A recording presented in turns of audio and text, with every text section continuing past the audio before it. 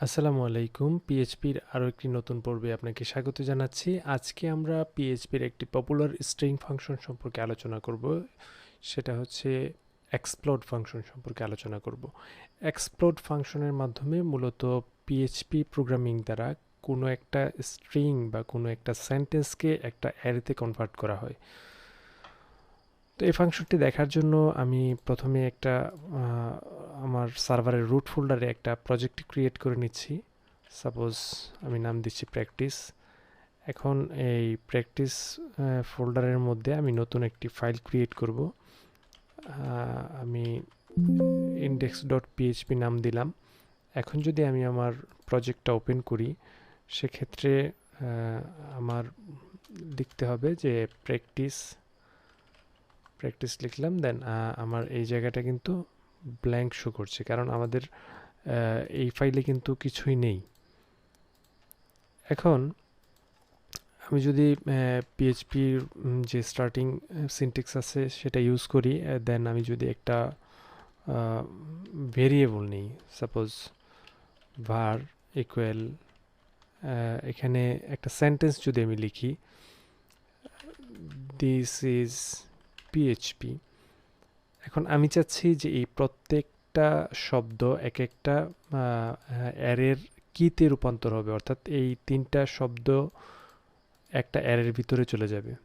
সেক্ষেত্রে আমি যেটা করতে পারি যে আমি এটাকে সাপোজ var2 দিলাম, আরেকটা ভেরিয়েবল ক্রিয়েট করব, দেন আমি এক্সপ্লোড যে ফাংশনটা আছে সেই ফাংশনটা ইউজ করব।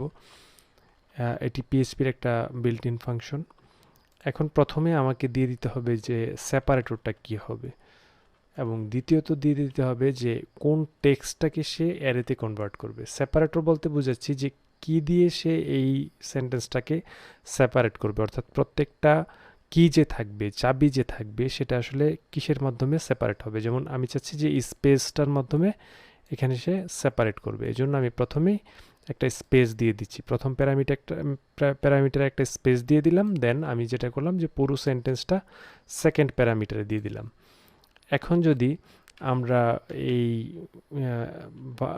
var2টাকে var ডাম্প করি, সেক্ষেত্রে যেমন আমি লিখছি var2, এবং আমি এখন যদি আমার ব্রাউজারটাকে রিলোড করি, আমি দেখতে পাচ্ছি যে এই অ্যারের ভিতরে, এটা একটা অ্যারে, এটার ভিতরে তিনটা কি রয়েছে, এবং প্রথমটার মধ্যে দিস যে শব্দটা আছে সেটা রয়েছে, দ্বিতীয়টাতে ইজ, এবং সর্বশেষ যেটা রয়েছে সেটাতে পিএইচপি শব্দটা রয়েছে।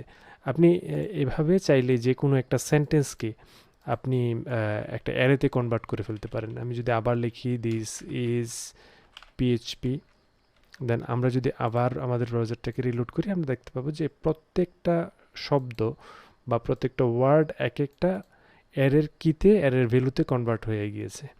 আশা করি আপনারা পিএইচপির এক্সপ্লোর যে ফাংশনটা আছে সেই ফাংশনটা আপনারা ব্যবহার করতে পারবেন।